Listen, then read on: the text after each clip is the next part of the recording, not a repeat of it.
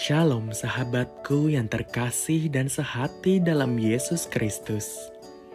Jumpa lagi kita pada kesempatan kali ini. Mari kita siapkan diri dan hati kita untuk menjadikannya layak menyambut Tuhan, supaya kita bisa menjadi garam dan terang dalam kehidupan ini. Tentunya dengan bersama kita resapi Renungan Sabda Pendalaman Iman presented by BPK PKK KAJ.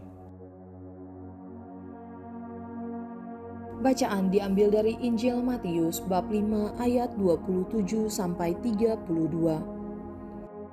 Kamu telah mendengar yang difirmankan, jangan berzina. Tetapi aku berkata kepadamu, setiap orang yang memandang perempuan serta menginginkannya sudah berzina dengan dia di dalam hatinya. Jika matamu yang kanan menyebabkan engkau berdosa, cungkilah dan buanglah itu. Karena lebih baik bagimu jika satu dari anggota tubuhmu binasa daripada tubuhmu dengan utuh dicampakkan ke dalam neraka. Jika tanganmu yang kanan menyebabkan engkau berdosa, penggalah dan buanglah itu. Karena lebih baik bagimu jika satu dari anggota tubuhmu binasa daripada tubuhmu dengan utuh masuk neraka. Telah difirmankan juga, siapa yang menceraikan istrinya harus memberi surat cerai kepadanya. Tetapi aku berkata kepadamu, setiap orang yang menceraikan istrinya kecuali karena zina, ia menjadikan istrinya berzina. Dan siapa yang kawin dengan perempuan yang diceraikannya, ia berzina. Demikianlah Injil Tuhan. Shalom Bapak Ibu semua. Saya David, saya dari komunitas Efata. Hari ini saya akan membawakan renungan yang bertemakan komitmen. Hari ini gereja juga merayakan Santo Methodius, seorang uskup. Seorang uskup yang sangat gigih untuk memperjuangkan ikon-ikon gereja yang waktu itu ada beberapa bid'ah yang ingin supaya ikon-ikon gereja itu dihilangkan dalam gereja Katolik. Bacaan hari ini, Tuhan berkata berapa kata yang diucapkan oleh Tuhan tentang zina. Zina bagi saya adalah suatu yang tidak memiliki komitmen.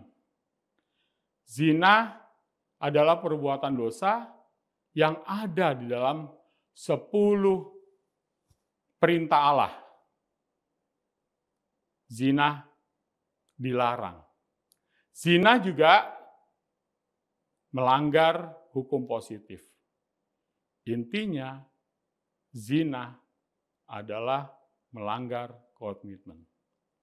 Kita sebagai anak-anak Allah ketika dibaptis harusnya memiliki komitmen kepada Tuhan supaya kita harus mengikuti segala kehendak-Nya.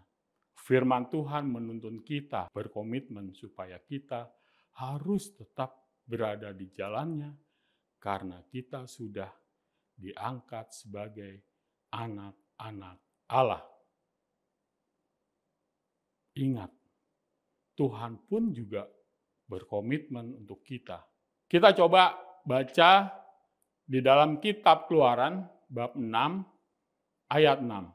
Aku akan mengangkat kamu menjadi umatku dan aku akan menjadi Allahmu supaya kamu mengetahui bahwa akulah Tuhan Allahmu yang membebaskan kamu dari kerja paksa orang Mesir. Tuhan berkomitmen untuk kita. Dia menjadi Allah kita dan engkau adalah umat dari Allah. Dan coba kita baca di bacaan pertama pada hari ini. 1 Raja-Raja bab 19 ayat 9 sampai 10. Kita belajar dari Nabi Elia. Coba kita baca. Di sana masuklah ia ke dalam sebuah gua dan bermalam di situ. Maka firman Tuhan datang kepadanya demikian. Apakah kerjamu di sini, hai Elia?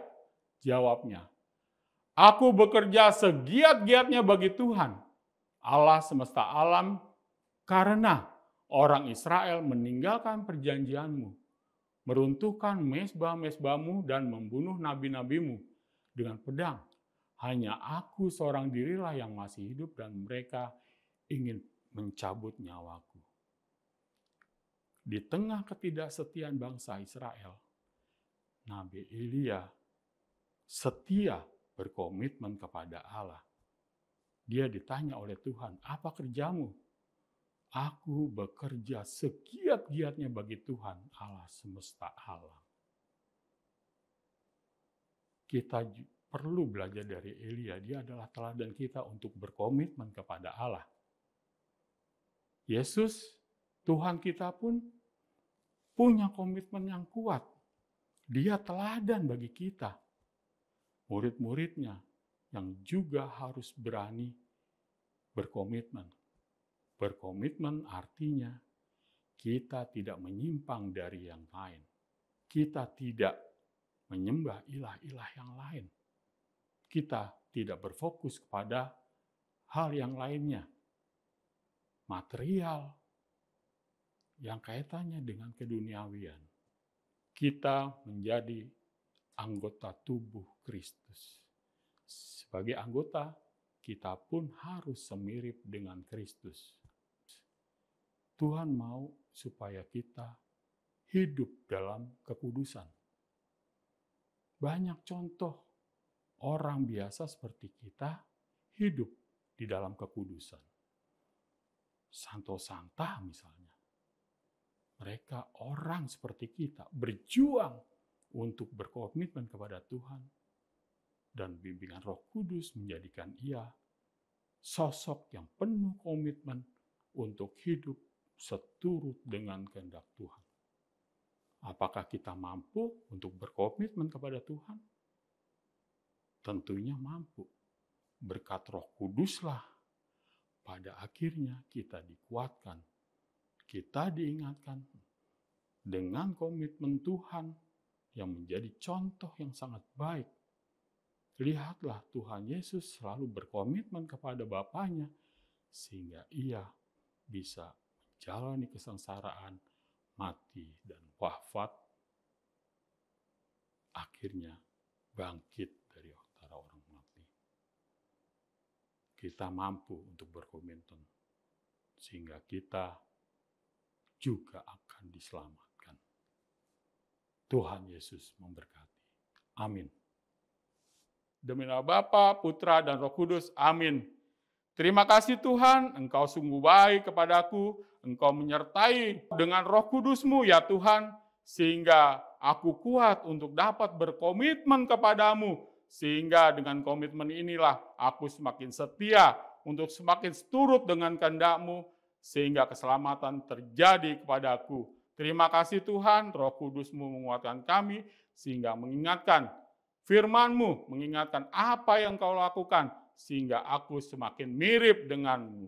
Kemudian kepada Bapa, Putra, dan Roh Kudus, seperti pada permulaan, sekarang, selalu, dan sepanjang segala masa. Amin. Bapa, Putra, dan Roh Kudus. Amin.